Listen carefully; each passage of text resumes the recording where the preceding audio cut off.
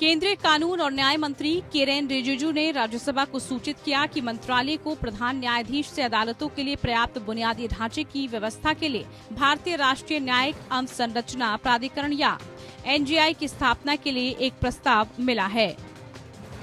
प्रस्ताव के अनुसार एनजेएआई भारत में कोर्ट सिस्टम के लिए कार्यात्मक बुनियादी ढांचे के नियोजन, निर्माण, विकास, रखरखाव और प्रबंधन के लिए रोड मैप तैयार करने में एक केंद्रीय निकाय के रूप में कार्य करेगा।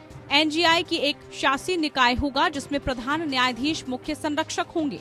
कानून मंत्री ने आगे बताया कि एनजीआई का प्रस्ताव विभिन्न राज्य सरकारों, केंद्र शासित प्रदेशों को भेजा गया है क्योंकि वो इस मामले पर विचार करने के लिए प्रस्ताव की रूपरेखा पर उनके विचारों के लिए एक महत्वपूर्ण हितधारक है। सुप्रीम कोर्ट की रजिस्ट्री ने न्यायिक बुनियादी ढांचे और अदालती सुविधाओं की स्थिति पर डेटा संकलित किया है। जहां तक न्यायपालिका के लिए बुनियादी सुविधाओं के विकास के लिए केंद्र प्रायोजित योजना का संबंध है, मंत्री ने कहा कि न्यायपालिका के लिए बुनियादी सुविधाओं के विकास की प्राथमिक जिम्मेदारी राज्य सरकारों की है।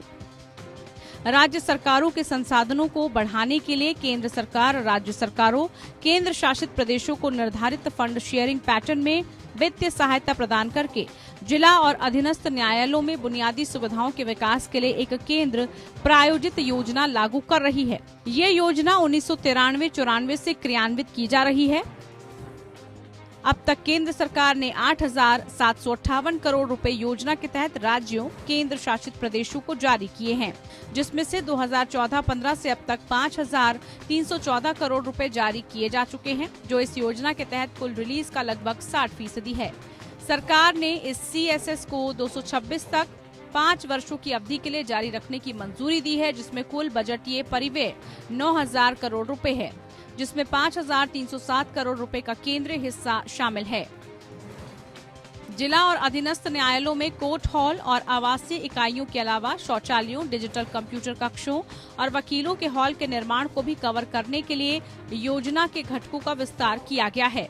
योजना के विस्तार और योजना में नई सुविधाओं की शुरुआत के अनुसरण में न्यायपालिका के लिए बुनियादी सुविधाओं के विकास के लिए केंद्र प्रायोजित योजना के क्रियान्वयन के लिए अगस्त 2021 को संशोधित दिशा निर्देश जारी किए गए हैं। Bureau report.